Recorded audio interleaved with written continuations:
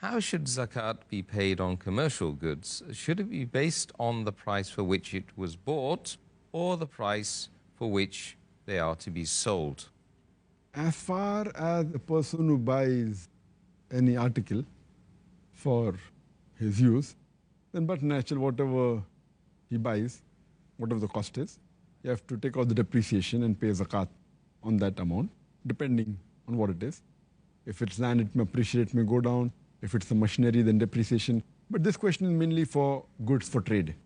That a person who buys some goods for selling, so should he pay at the price at which he bought it or at the price at which he's going to sell? Here again the scholars differ. According to Sheikh Saleh Munajjid, he says that if you buy certain goods for selling, if you're a wholesaler, then take zakat on the price of wholesale that are going to sell. If you're a retailer, then you take out zakat on the price at which you're going to sell on retail. And if you're doing both, then take a rough estimate and then take out zakat. But some of the scholars, they say that in retail, the profit margin is quite a lot, depending upon the good you're dealing in. If you're dealing with maybe buying and selling books, the profit margin in books is 40%, 50%, 60% also. So imagine if someone has large shop of books or a chain of bookstores, and if he purchases worth maybe $100,000 worth of books, when he sells, the selling price may be more than $200,000.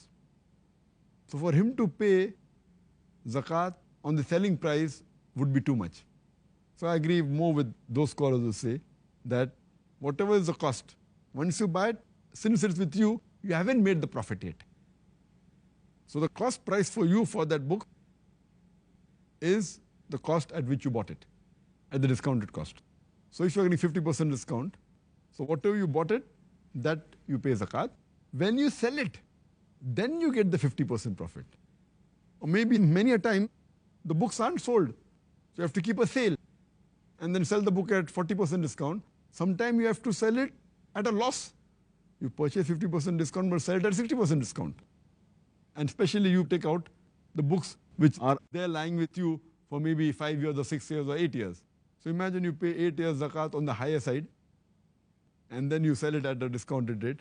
So I agree more with those group of scholars who say that you pay zakat on what you actually paid. And then if the cost price increases, for example, you buy a good of $100 or 100 rupees and you get 50% discount. So your buying capacity is 50 rupees or $50. Suppose the price, the MRP, the maximum retail price increases to 110 rupees or $110. Then you calculate 50% discount, 55 rupees. That time you can increase the price, but not at the selling price. You don't know whether you're going to sell at the full price or discounted price or whatever it is. Therefore, I agree more with what is the cost, what discount you get, add it to the present cost. And that's how you have to make out what is the total value of your goods after purchasing 1 year and then pay zakat 2.5% on it.